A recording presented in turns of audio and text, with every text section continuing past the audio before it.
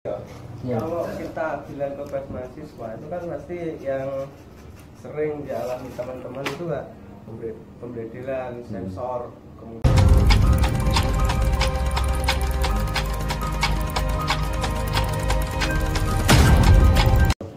Assalamualaikum warahmatullahi wabarakatuh. Waalaikumsalam warahmatullahi wabarakatuh.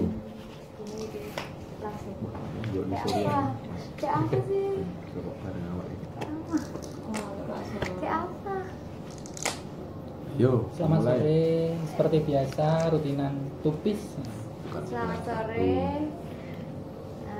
Seperti biasa kita akan melaksanakan kegiatan mingguan Tukar pikiran tukar pikiran Sabtu atau tupis. Dan hari ini akan membahas Advokasi. advokasi. 6 advokasi. advokasi Advokasi. Dan materinya akan dijelaskan oleh Pak Yusuf. Untuk lebih jauh saya persilakan. Untuk lebih lanjutnya saya persilahkan waktu dan tempatnya.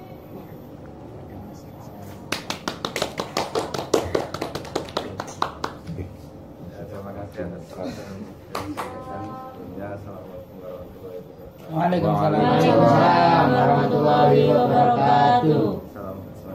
Salam. Jadi kali ini kita akan diskusi mengenai advokasi. Di pengetahuan advokasi yang saya berikan di sini beberapa juga mengambil dari advokasi dari buku PDF ya atau ada datanya dari PPMI nasional. Ini rekomendasi dari teman-teman karena saya bingung kalau di sini nanti referensinya apa, kemudian dikasih referensi ini yang dari PPMI nasional.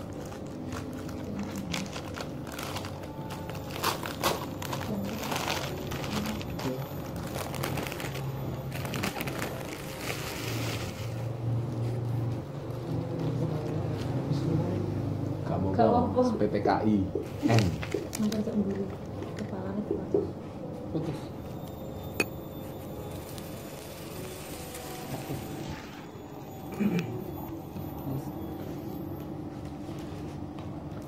Yes.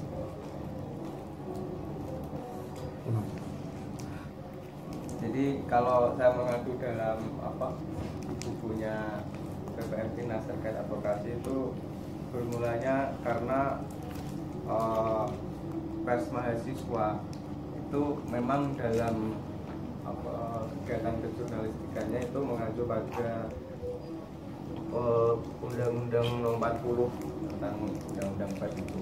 Namun Undang-Undang Pers itu masih belum memproteksi persma sendiri, dan Undang-Undang Pers itu lebih memproteksi yang pers umum atau yang berbeda hukum atau perusahaan. Jadi dari sini banyak ketika teman-teman pers mahasiswa itu yang terkena kasus seperti intimidasi atau represi dari pihak manapun itu jadi bingung di mana harus mengadu. Sedangkan Undang-Undang Pers pun belum memproteksi terkait pers mahasiswa. Jadi dari sini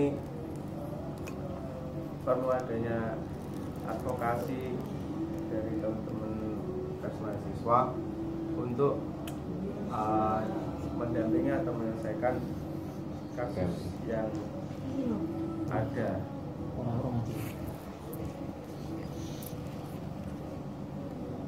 Kemudian sebagai landasan hukum itu masih menggunakan hukum alternatif dalam artian secara umum. Seperti di sini disebutkan ada Undang-Undang Nomor 12 yang tentang ECCDR itu terkait kebebasan sipol.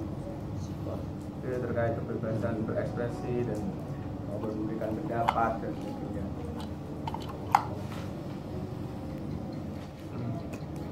Jadi masih menggunakan itu karena ya itu sendiri, karena undang-undang pers itu masih belum bisa memproteksi terhadap mahasiswa. Jadi kalau ada tindakan seperti intimidasi dari pihak manapun atau biasanya dari pihak birokrat, itu biasanya seperti menggunakan itu.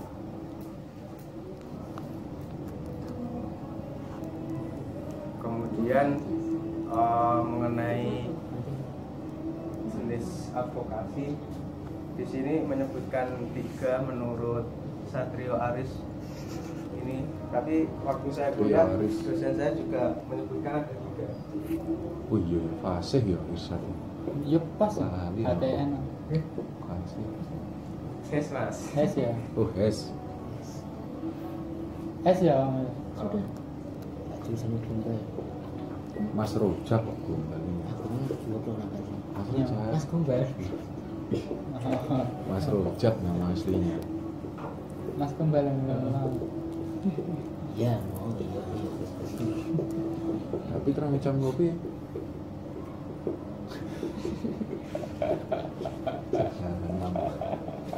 Ada 3 pembagian, yakni advokasi diri, advokasi kasus, dan advokasi hukum. Nah, advokasi diri itu terkait bersifat pribadi. Dan, bisa dicontohkan, semisal di kampus itu ada mahasiswa yang tiba-tiba kena skorsing atau DO dari pihak kampus tanpa ada alasan yang jelas, itu bisa untuk masuk dalam advokasi diri. Jadi dia meminta kejelasan kenapa sih kok tiba-tiba di skorsing atau tiba-tiba diancam DO, itu maksudnya di advokasi diri. Yang kedua, advokasi kasus. Ini proses pendampingan terhadap orang atau kelompok yang belum memiliki kemampuan atau membela diri dan kelompoknya. Ini biasanya terjadinya di masyarakat yang masih kurang paham terkait hukum atau pengadvokasian. Jadi ya kayak semisal saya contohkan di waktu aksi itu Tapi aku mati. undang-undang KPK itu kan ada korban, entah itu tindak represif dari aparat, bahkan ada yang meninggal, itu juga masuk dalam advokasi kasus. Kemudian advokasi hukum ini secara umumnya yang masuk dalam ranah pengadilan, dan yang mengadvokasi ini harus berlatar belakang Linier hukum ya. Iya, Linier hukum. pendidikan hukum. Sertifikasi hukum lah. Pengacara. Ya katakanlah advokat, pengacara, dia kan sudah ada profesi, ada sekolah profesi. Biasanya masuk lembaga ya Mas. Iya, lembaga LBH secara lembaga kan juga. Soalnya LBH sendiri kan ada yang berlatar belakang pendidikan hukum, ada yang tidak biasanya. Tapi ada ya LBH yang lain dari pemerintah, ada yang lain dari kesadaran masyarakat sendiri itu ada. Mungkin Ada. Ada.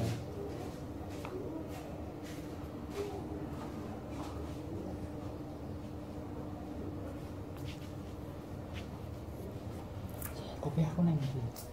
dan Biar dulu. Bawa. Ini kok disangkut bisa. Mangkit. Jadi nanti sampai kapan ya?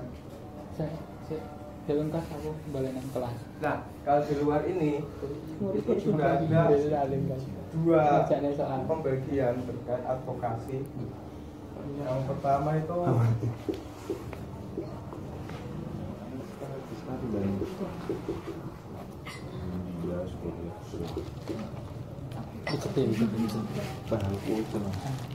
Alhamdulillah. Alhamdulillah. Yes. Makasih. Kas mobil. litigasi. Ada dua, itu litigasi atau non litigasi. Kalau litigasi ini yang lebih mudahnya prosesnya itu di pengadilan, jadi Mesti meja hijau ya. mesti meja hijau. Karena yang menangani atau mengadvokasi itu juga Advokat. yang advokat sendiri yang berlatar belakang perguruan tinggi hukum. Jadi advokat. Pusat studi hukum bisa. Oke loh. Pusat studi hukum bisa. Gimana Mas? Pusat studi hukum bisa ya. PS. Yang penting dia ada sertifikat profesi. Udah apa? Kui pusat kajian otonomi daerah dan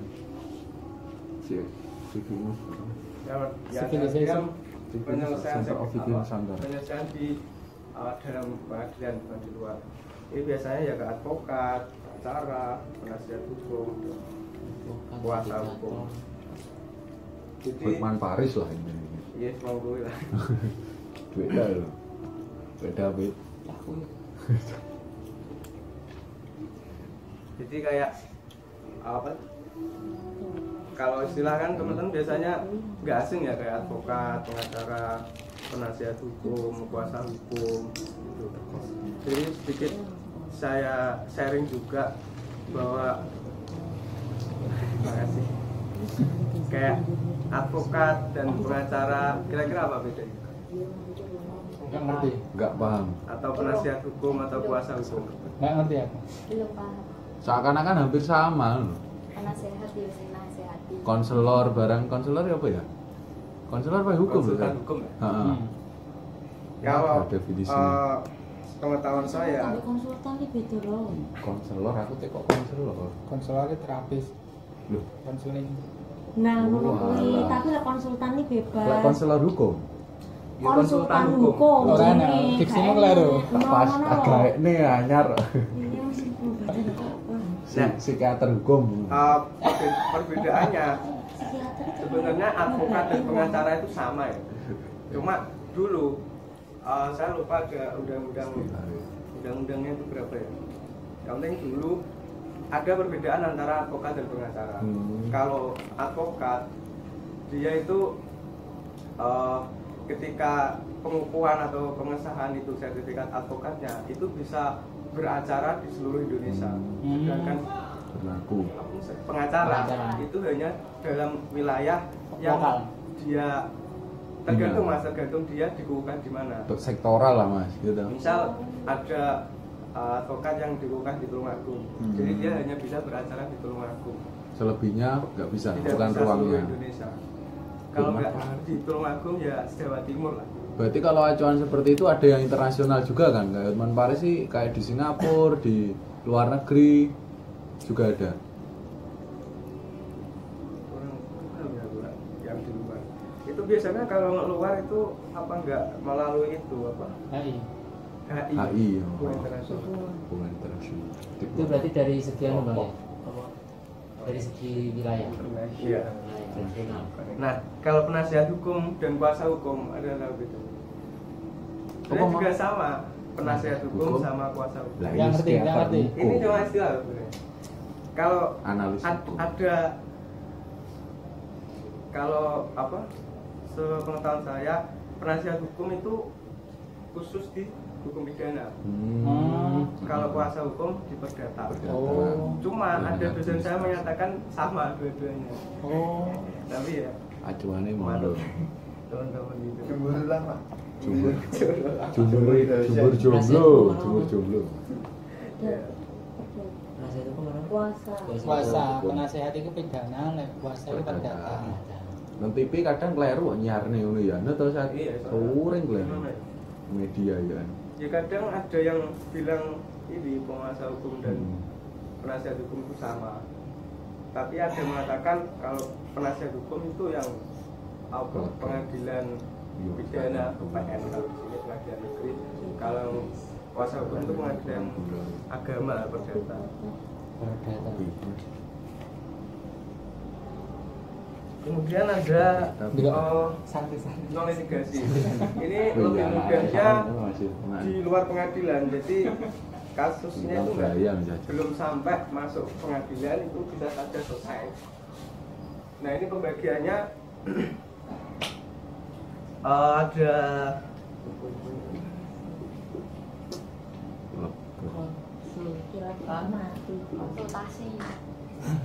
konsultasi konsultasi, mediasi, insureksi, negosiasi Mbak. gunting Mbak. Ambil kawin. konsiliasi, rekonsiliasi, Ini konsolidasi lah nih. konduksi ya. Konsiliasi penilaian. kansel nggak tahu nih sakit. Nah, ini yang non litigasi ini yang di luar pengadilan. Jadi ya konsultasi, mediasi, negosiasi, konsiliasi, ahli. Konsultasi ini ya tonton tahu lah konsultasi. Ya, konsul. Konsul ning dosen ini. Berarti harus melakukan kerja hukum ya Bu? Ini ya. Ini direkam. Enggak ini. Iklannya macam nggak film. Jadi Iya, kalau iya. non litigasi ini biasanya misal Samsul sama David. sengketa ya. Sengketa. Ini pasti ada orang ketiga. Ini sebenarnya orang ini cuma menengah, bukan Membela, tidak bisa membela salah satu atau mengintervensi, jadi cuma menengah. Dan kesepakatan untuk selesai atau tidak itu ada di Dua kedua pihak. ini. Kalau kedua pihak ini masih ngotot, itu salah satu yang bisa menyelesaikan ya kembali ke litigasi ke pengadilan. Mas Kecap. Itu final. Destination. Mas Kecap. Oh, kecap. Ngengkel deh, Bu. Enggak nih nang MA. Nih. MPR. Litigasi. Berarti penyelesaian juga bertahap ya Mas. Dalam arti ketika non litigasi itu sudah selesai nggak perlu dibawa ke arah litigasi. Nah, gini. Pola prosedur lah, prosedur hukum. Ya, kalau di pengadilan agama atau kasus perdata, Perceraian. biasanya di dalam pengadilan itu ada mediasi, salah satu mediasi. Ada Jadi unsur itu. pertama mediasi, kemudian baru, maksudnya intinya kayak itu mediasinya yang di dalam, itu yang khusus perdata, kayak pidana jarang kan, malah nggak ada. Jadi sebelum mulai itu proses mediasi dulu. Nah, kalau di dalam pengadilan itu kan, kalau mediasi itu kan tingkat penengahnya ini mediator kan namanya. Kalau kedua belah pihak ini tidak ada mediator, itu biasanya digantikan dengan hakim sendiri. Baku hantam ya, dalam arti takutnya nanti ada kayak fisik, apa itu, upaya-upaya Mungkin. tertentu dari dua yang bersengketa itu. Iya. Wah, Jadi mediasi ini juga ada di litigasi, tepatnya di penyelesaian perdata. Kalau sudah melakukan mediasi, kemudian belum ada penyelesaian dan masuk litigasi, itu boleh bilang ke hakim kita sudah melakukan mediasi, cuma belum menyelesaikan. Jadi waktu di pengadilan itu tidak perlu mediasi, langsung mediasi ke lagi. acara. Bener. Lek encah metu ke aksara di kuwi liwat beberapa tahap kuwi. Konsultasi, mediasi, negosiasi, konsiliasi. Bahkan penilaian ahli Pak Sol. Sing seorang konsultasi anak-anak. Oh. Dilunggone. Kayak bahasa hari-hari lah. Lunggone. Dilunggone ora konsultasi wis. Lek sampe enak lho ya. Dilunggone. Lali. Istilahnya yo masuk ning advokasi ya, dilunggone. Dodok nih. Didodok. Tenang sur. Bae. Iki ambo gawe. Nah, kalau ini advokasi secara umum, saya akan agak masuk ke ranah pers mahasiswa.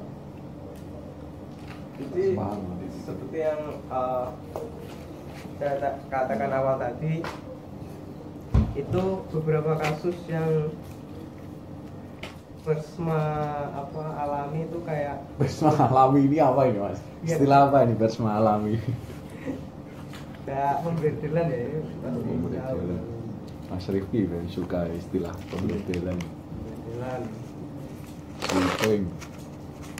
kemudian ada pembukuan, pembubaran, pelarangan.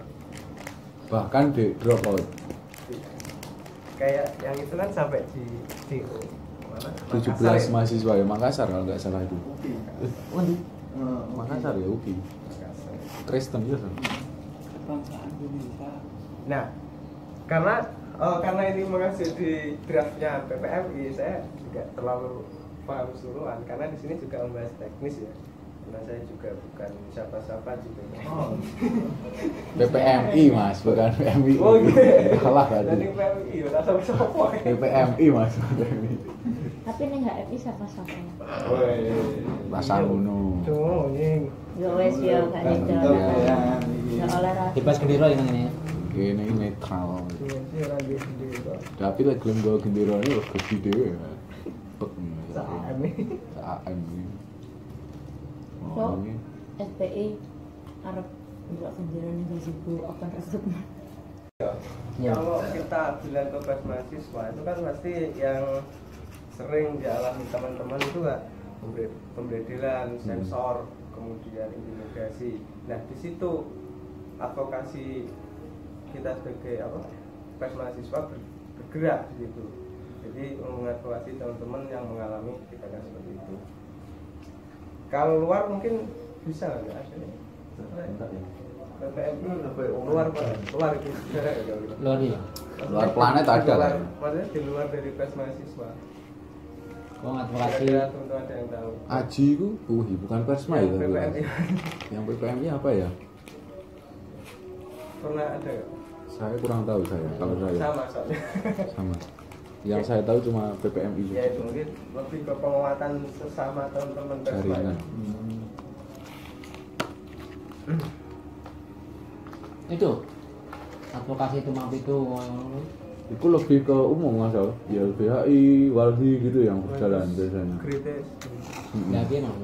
Dalam arti prospek yang digali ini memang langsung menjurus ke angkat permasyarakatan, ditundukkan langsung ke wilayah konkret. Kan kayak Sumatera USU USU. itu kan nggak aji nggak ikut. Ketika PPMI mungkin sudah kewalahan, akhirnya ada aliansi di luar PPMI yang bahu-bahu kontras, barangnya kan, Kontras. apa ini, aneh-aneh, insis, resis kayak gitu juga mungkin. Penerbit buku kan yo kajian kan mansur pakai paling loh ya, tapi yo ora paham pola.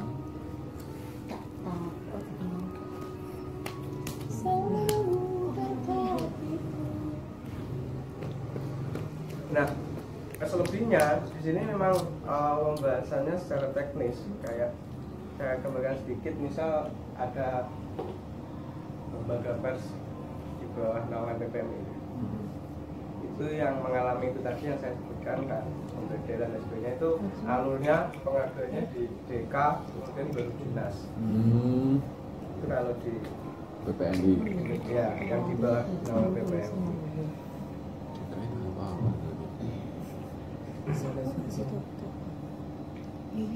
Nah kalau di sini kan ada kayak prosedur teknis ya, mungkin nanti bisa di share.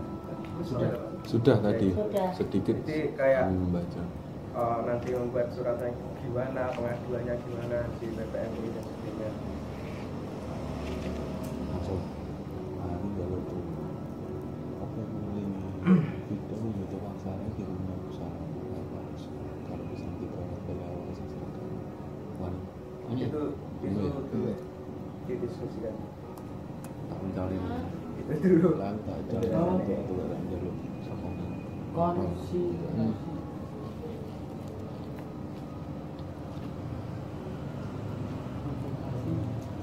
Tapi tahapan ya. Model unsur ya. Unsur ya Mas. Ada apa nih? Dewi-dewi. Dewe unsur elemen. Elemen jenis. Tergantung perkaranya. Pengen itu. Kan memiliki coraknya masing-masing tuh Mas Sadia. Yang paling tema Bahasa politis. konsultasi. Penilaian ahli otomatis kan diarahkan langsung ke apa itu ahli hukum tertentu mungkin dia kan. Khususnya kasus perceraian biasanya penilaian ahli sih. Nah, itu jangan. Peraturan ulang, perundangan ulang. Rekonsiliasi tak. Perombakan tak. Ulang. Ada misalkan anu Mas Ba. Mas enggak. Tambah kau. Terkait penilaian ahli. Nah, katakanlah seperti itu prosedurnya gimana? Ada seperti ini. Nah, seringkali kalau kita melihat berita-berita terkait omnibus law atau RK apa yang kemarin itu RKUHP ya. Nah, itu kan Cilaka. beberapa media itu meminta pendapat katakanlah yang sering kan Ferry Amsari itu. Betul, sing sering Nah, muncul di media itu Ferry Ferry Amsari Amsari. dari mana itu Universitas Andalas kalau nggak salah. Nah, Andalas apa yang University. itu? Prosedurnya itu biasanya kalau penilaian ahli itu lewat media gitu. Pertama itu, kedua, bukannya nanti ketika penilaian ahli itu akan memunculkan sisi subjektif. Dalam arti ya ditinjau dari kedekatan si ahli itu dengan kepentingan siapa dan lain-lain, Mas. Gitu. Mungkin. Geger.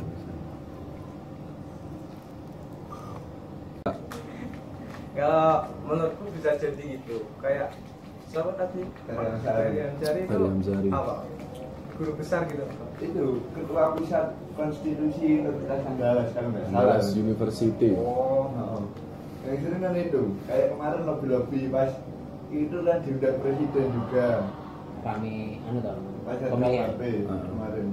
Apa? Seakan-akan dia itu memiliki grade yang tanda Oh, kutip wis iya, tuntas sering. ketika membicarakan hukum. Tapi menurutku ini yuk, laknat litigasi itu kayak pilihan ahli ya, misal Pak Iya. Ferry, Pak Pak Ferry Ferry. itu misalnya selain Pak Ferry kayak orang yang guru besar hukum atau itu Azumardi meskipun, Azra apa? penilaian ahli tadi bukan semata-mata penilaian ahli ini bisa menentukan Keputusan. tetap ini kedua yang bersengketa. Iya.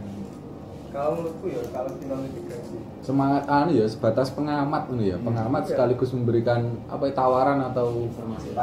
pandangan ya. kan ya yang ditakutkan kayak yang dibilang Mas Kolom tadi kepentingan dari ahli ini kan Belum kita nggak tahu kalau apa ada hubungan luar dari genap dengan ini atau ini kan kita nggak tahu.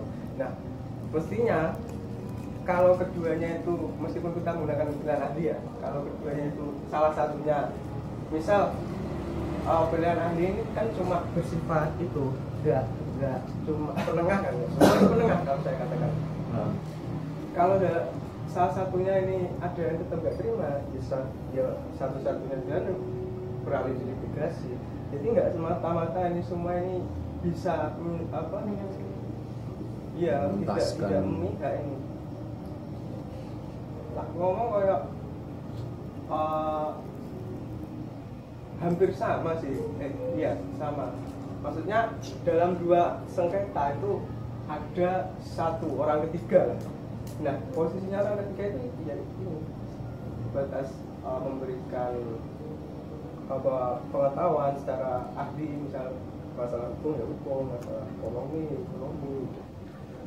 kemudian seperti apa konsultan, mediator, negosiator itu juga bersifat penengah. Dapat kurang darah.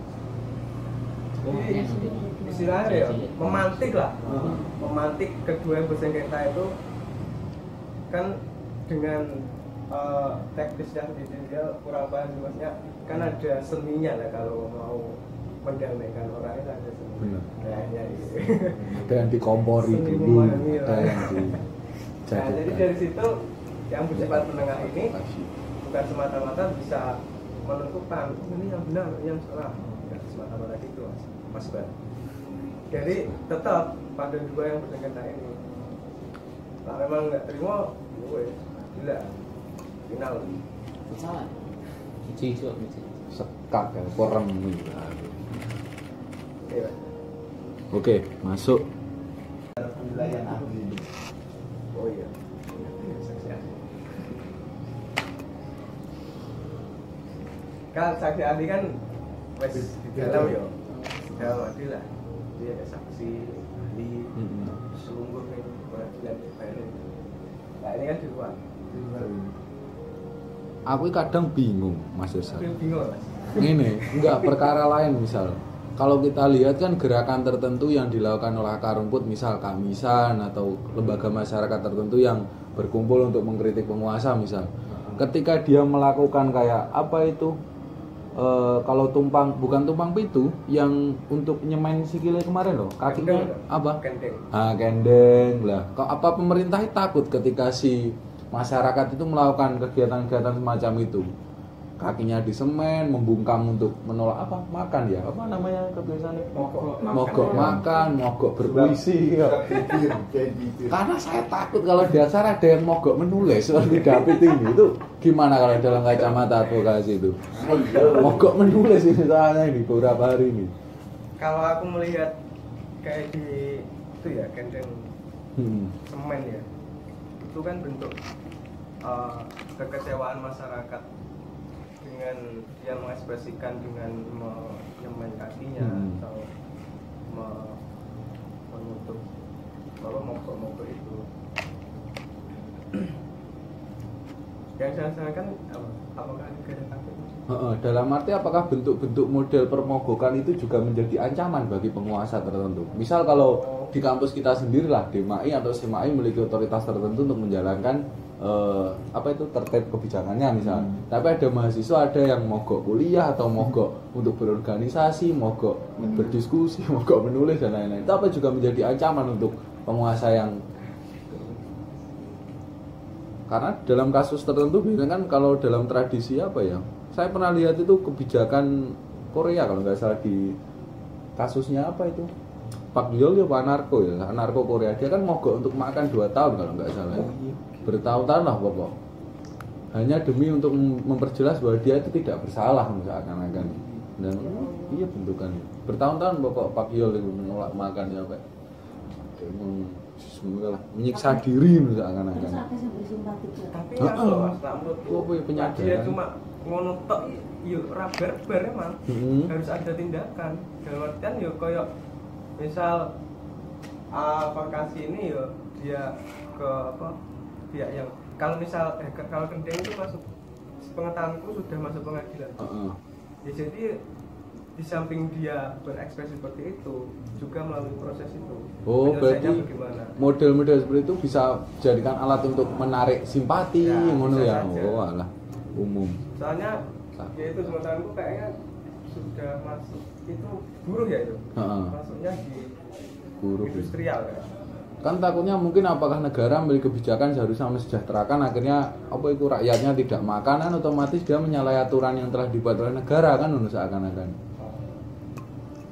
Kangen aku tak menolak sekolah, emang mogok kuliah. Mogok konsul ya. Mogok konsul. Bingung DPL. Masuk skripsi sih. Ora ada wong sita tokne. Iya. Lah menurutku ono Mas, mungkin sing ya. Tapi ku masuk ya cangkupan hukum Mas ya dalam cara pandang. Mereka kan aku yang buruk berarti nyangkutnya yang hukum pengajian industrial kalau menyangkut. Oke.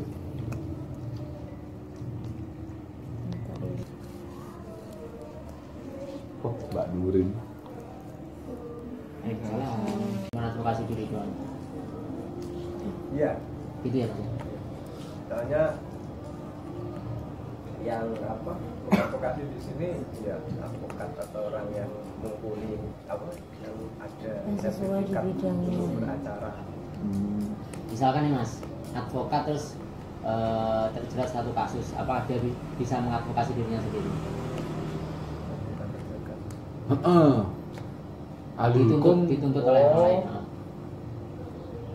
Atas statement atau hasil keputusan hukum tertentu yang memang di sana dia melakukan penyuapan ya Mas, disuap sudah terindikasi tapi sudah terdakwa dia itu memiliki kesalahan atau penggalian datanya memang bahasanya ya ngawur dan lain-lain gitu.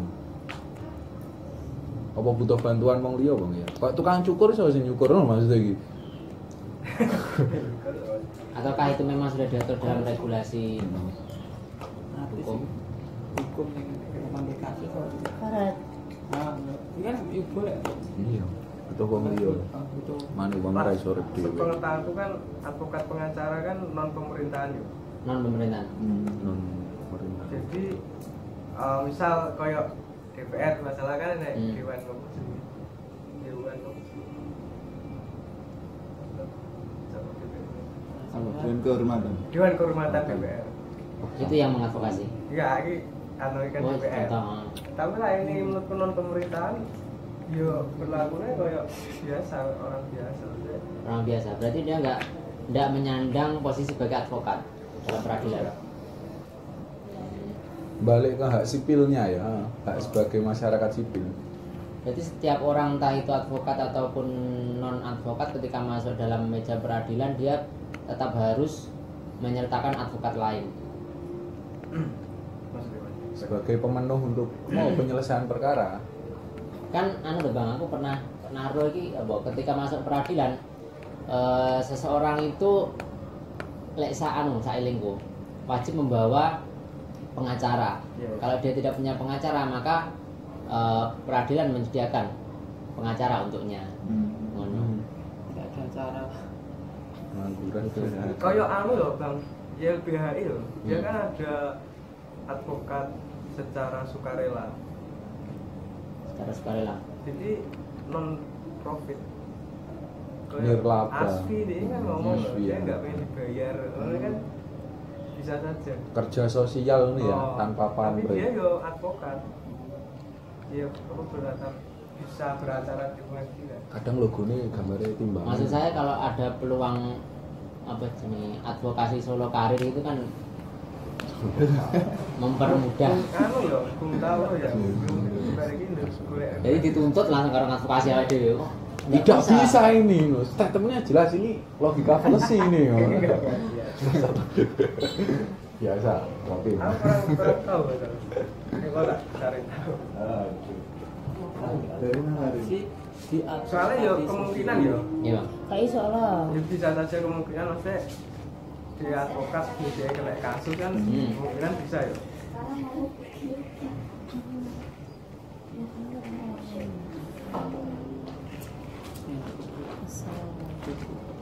Tapi lah ning prosedur pengadilan ya kan ada tingkat pertama kasasi, banding kasasi. Cuma itu di ranah itu apa sengketanya. Misal di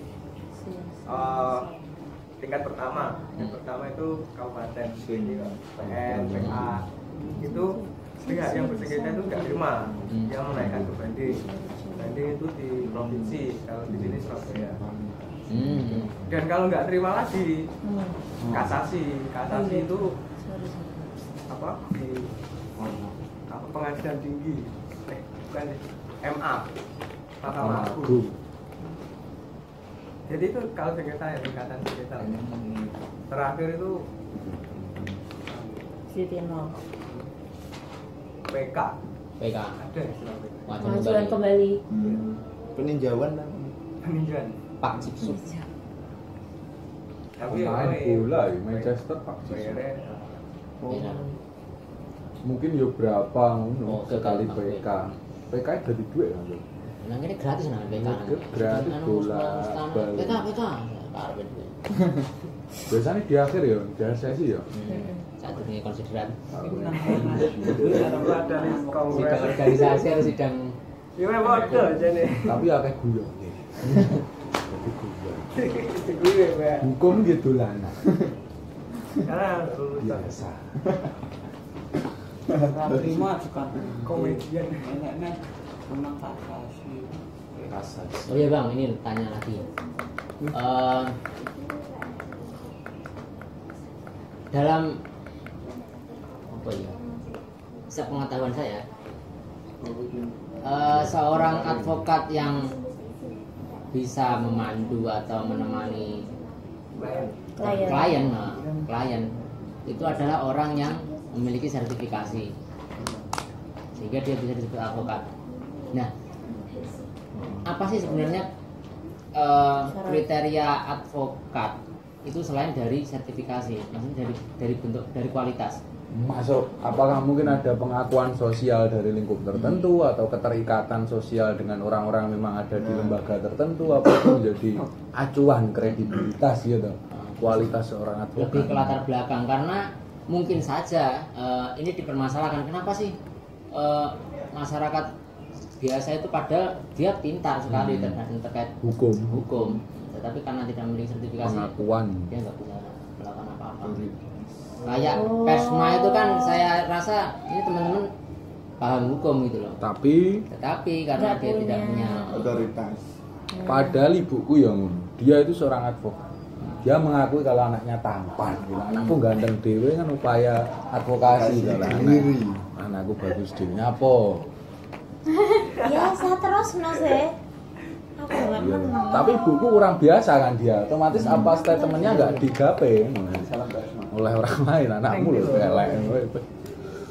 Iya itu. apakah ini jelas sebagai gerak politis untuk memonetisasi ahli hukum gitu mungkin.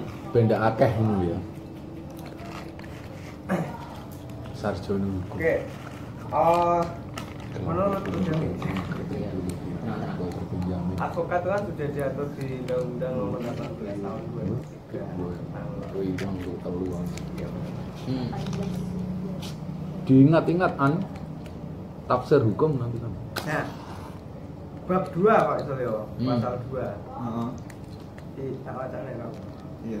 Yang dapat dianggap sebagai advokat adalah sarjana yang berlatar belakang pendidikan tinggi hukum dan setelah mengikuti pendidikan khusus profesi advokat yang dilaksanakan oleh organisasi advokat. Kalau di sini ada Peradi, itu salah satu organisasi advokat.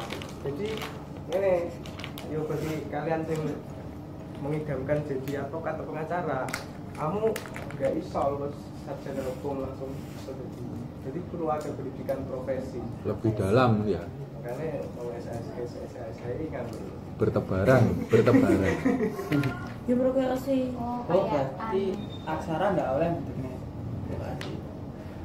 iya Ya kan ragu. Itu kan. Oh iya lah. Rancang hukum. kemudian pengangkatan Hukum Tuhan advokat ya pengangkatan advokat dilakukan oleh organisasi advokat. Yang ketiga, salinan surat keputusan pengangkatan advokat bagaimana yang dimaksud pada ayat 2 disampaikan pada Mahkamah Agung dan Menteri. Nah, makanya advokat ini non pemerintahan karena yang mengukuhkan itu organisasi advokat sendiri. Tapi tetap ada persetujuan dari Mahkamah Agung.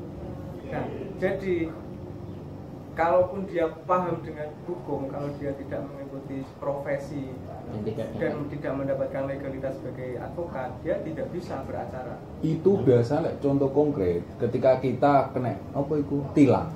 Kita sebagai warga sipil yang tidak punya latar belakang hukum, kita melakukan apa itu pembelaan apapun dengan acuan entah HAM, entah apa itu produk negara, apa itu permen, dan kita tidak akan pernah dianggap paham tentang hukum itu oleh polisi ya kan. Aku pernah ya kan polisi pas kecekel itu alian itu. Itu pertanyaan. Gerak kapital. Iya, gerak kapital, gerak advokat pertama. Tuhan. Makanya agama penting nih gini. Menungso kadang tidak bisa melakukan sesuatu di luar batas kemampuannya. Kayak basu ngono kayak basu masak. Nah, jalan-jalan tek nggone kitab. Ngono Mas ngono. Iya, siap-siap, Bang. Masuk. Jadi koyoke nganu, koyok sertifikat iki Pai politis iku apa Mas Irsan. jenenge formalitas ben iso beracara. Nah, itu akhirnya jadwal pertanyaan sing setingkat mahasiswa itu loh, enek gelar advokat DK, NAS, ini gimana? Apakah ada sertifikat sendiri juga? Mas, advokat itu setingkat mahasiswa ya. Itu eneke tapi istilah magang. Oh, Asisten. JA. pendampingan. Koyoke Asisten. kan enek pos bakum, pusat bantuan hukum. Iki yang Blitar galek kene kok enek. PPLC kan. BPNAS advokat berarti ya Badan Pengurus Nasional Advokat. Maksudnya kan ada beberapa, misal kayak NAS, PPMI kan belum tentu dia dari latar belakang hukum. Lah acuan tuh Iya. Kuwi masuke ning di mata non litigasi. Oh, makanya aku ngomong ruang ya, ruang. LBH itu tidak semuanya berlatar belakang hukum. Bener. Dan yang Masuk lagi aku. tidak apa jenenge sing tidak berlatar belakang hukum yang Boleh. dia paham itu juga bisa apa masuk misal kayak LSM lah kayak Waldi ya enggak dia paham terkait lingkungan tapi dia enggak Litigasi. mitigasi dan sebagainya yang tidak ada yang berlatar belakang hukum, tapi dia paham terkait lingkungan, mitigasi. Ya, itu bisanya masuk tinggal mitigasi.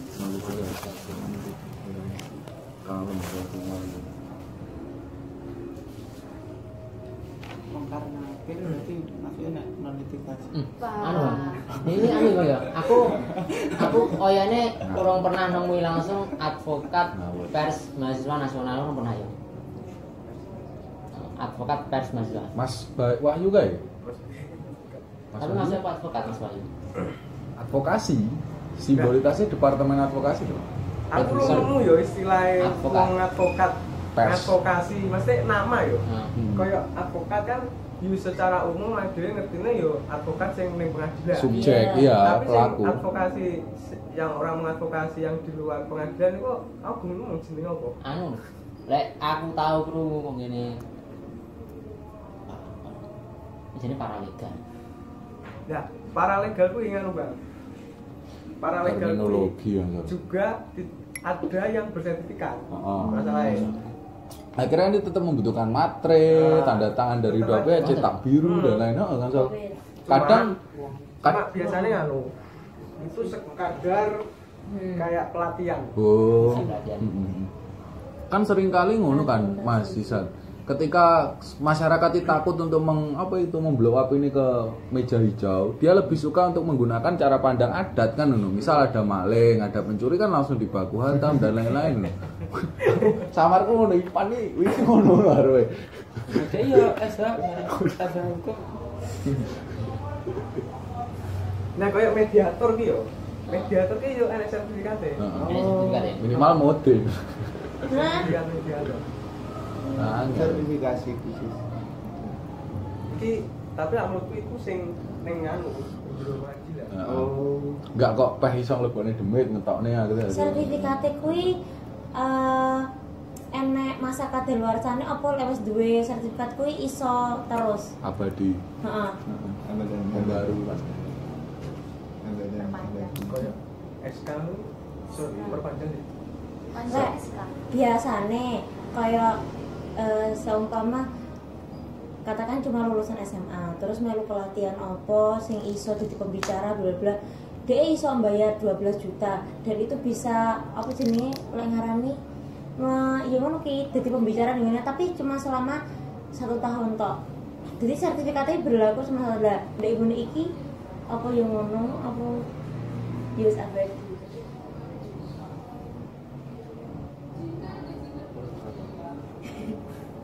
Apa? Kayaknya saja berarti. Mungkin lebih bukti. Jadi jurnalis ya abadi nih. Iya, enggak bisa. Sertifikat PCTD. Sertifikatnya jangan Tahu jadi enak. Batas pensiun. Aku sempat bingung Bang P. Persma ini. Jadi sering mendengar advokasi lingkungan, advokasi minat baca, advokasi diri, hukum, kasus.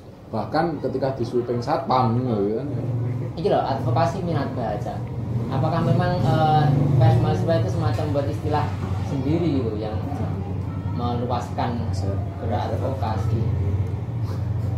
Mas. Jadi segala suatu pembelaan atau upaya atau tingkah laku untuk mengupayakan sesuatu disebut advokasi Tanpa perlu mengikuti prosedur yang kokoh ya. Atau kita hanya menduplikat dari yang umum untuk kita tempatkan di PPMI misal gitu. Iya kan? Soalnya kerja keras ya kerja pendidikan. soalnya ketika dengan menggunakan istilah itu sedangkan istilah itu sudah jelas ada regulasinya kan terkadang membuat kita lupa bahwasanya oh seperti ini lah advokasi regulasinya ketat seperti ini tidak serta-merta bergerak kadung bergerak aku ini advokat karena aku melakukan gerak-gerak advokasi lingkungan dilarang masih untuk pengadilan karena sertifikat tidak bisa. Kone lek pas ke luwe akhirnya dadine apokat ora advokat. Kok mentek kae. Iya, Bu. Nggih.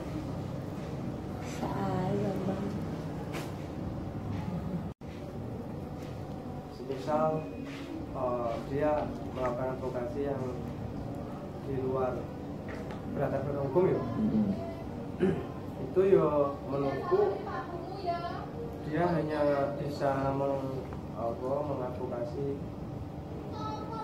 di luar, dalam artian ketika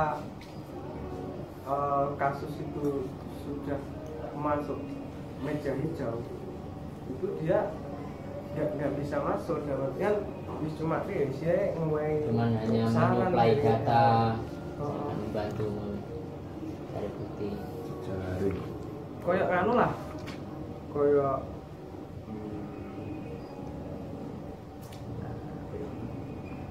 warga misalnya, kita mengadvokasi warga yang genting gitu.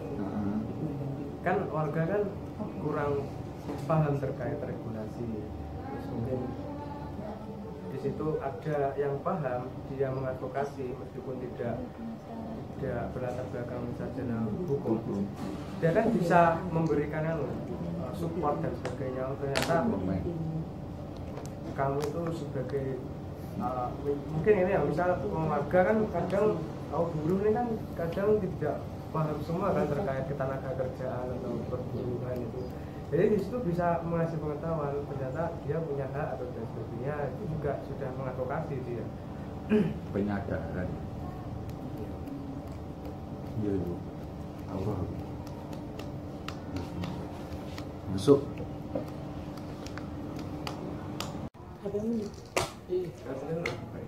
Dah. Terima kasih atas waktunya. Semoga bermanfaat untuk kita semua. Amin. Terus ya. Itu Mas Irsyad. Untuk Mbak Irsyad. Siapa sih? Bang. Bang. Mbak Irsyad. Terima kasih banyak. Semoga bisa memberi manfaat. Ibrah yang kita dapat. Untuk semuanya. Amin. Terima kasih, sekian. Saya akhiri. Assalamualaikum warahmatullahi wabarakatuh. Waalaikumsalam warahmatullahi wabarakatuh. Salam pers mahasiswa. Salam. Wah, Bang.